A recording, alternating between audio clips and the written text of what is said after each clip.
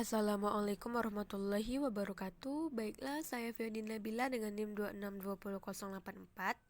Nah, ini merupakan tugas studi lapangan saya mengenai video tahap 4, diagnosis kesulitan belajar yang terkait dengan perencanaan prognosis. Nah, untuk lebih jelasnya, mari kita saksikan video berikut ini. Nah, baiklah, yang pertama yaitu dari siswa Rafiki Aulia. Nah, di sini dapat kita lihat bahwa ia mengalami kesulitan belajar pada mata pelajaran matematika, tepatnya pada pokok bahasan campuran kebiasa. Nah, berdasarkan dari kesulitan belajar ini, maka prognosis yang bisa kita lakukan yaitu dengan melakukan remedial.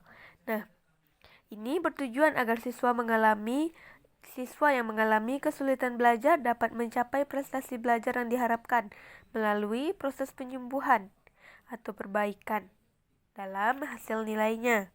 Nah, selanjutnya yaitu dapat kita lihat pada FKPMP siswa Abdil Harwan. Nah, di sini ia mengalami kesulitan belajar pada mata pelajaran bahasa Indonesia, tepatnya pada pokok bahasan gagasan pokok. Nah, prognosis yang bisa kita lakukan di sini yaitu dengan layanan konseling individual. Nah, melalui layanan ini, siswa dapat memahami seluk-beluk apa yang terjadi pada permasalahannya. Nah, misalnya ia tidak mengetahui gagasan pokok karena ia susah dalam memahami materinya atau menemukan gagasan pokok. Nah, di sana kita akan mengarahkan siswa untuk menemukan permasalahan yang dihadapinya. Nah, di sini juga kita akan memberikan pemahaman yang mengarahkan kepada perkembangan persepsi dan sikapnya serta kegiatan demi terentaskannya masalah pembelajarannya pada pelajaran matematika. Nah, selanjutnya yaitu format FKPMP dari siswa Muhammad Irfan. Nah, di sini ia mengalami kesulitan belajar pada mata pelajaran IPA, tepatnya pada pokok bahasan tumbuhan. Nah, ia mengalami kendala yaitu dengan kurang pahamnya ia. Kemudian di sini dapat kita rencanakan prognosis yang bisa diberikan yaitu dengan mengadakan remedial atau konseling individual. Nah, mengapa remedial bisa dilakukan? Karena di sini remedial diperlukan bagi siswa yang belum mencapai kemampuan minimal yang ditetapkan dalam rencana pelaksanaan pembelajaran.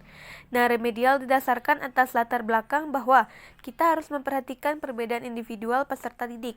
Nah, sedangkan konseling individual juga bisa kita lakukan untuk memberi pemahaman kepada individu atau konseli mengenai seluk-beluk permasalahan yang ia hadapi sehingga bisa diterentaskan, misalnya dengan tumbuhan. Nah, kita bisa mengajak dia dengan konseling individual dengan membahas tentang tumbuh-tumbuhan.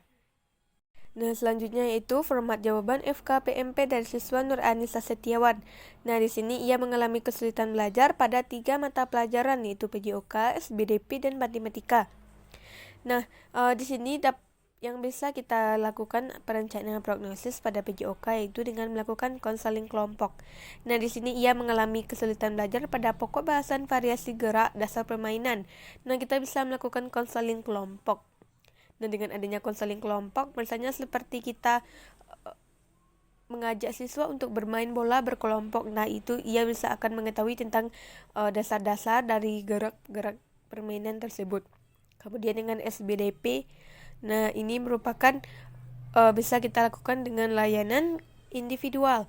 Nah, ini bisa kita menjelaskan kepada dia secara individu tentang karya orientasi yang tidak dipahaminya. Kemudian matematika. Nah, matematika ini bisa kita lakukan dengan remedial. Nah, ini ditujukan agar siswa yang mengalami kesulitan belajar pada matematika ini dapat mencapai prestasi belajar yang diharapkan melalui penyembuhan atau perbaikan dengan remedial itu.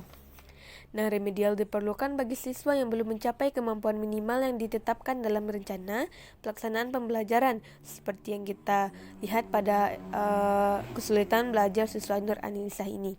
Maka dengan latar belakang bahwa kita harus memperhatikan perbedaan individual peserta didik. Yang terakhir yaitu FKBMP dari Karissa Ramadhania. Nah, ia mengalami kesulitan belajar pada dua mata pelajaran yaitu SBDP dan matematika.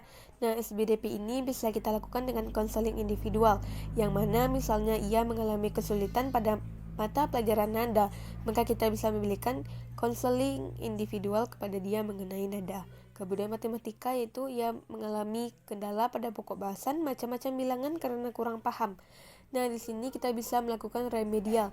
Nah, ini dilakukan bagi siswa yang belum mencapai kemampuan minimal yang ditetapkan dalam rencana pelaksanaan pembelajaran. Nah, remedial ini bertujuan agar siswa yang mengalami kesulitan belajar dapat mencapai prestasi belajar yang diharapkan melalui proses penyembuhan atau perbaikan. Sekian, Assalamualaikum warahmatullahi wabarakatuh. Nah, baiklah, itulah tugas video tahap 4 dari Fendi Nabila dengan NIM 2620084. Terima kasih atas perhatiannya. Wassalamualaikum warahmatullahi wabarakatuh.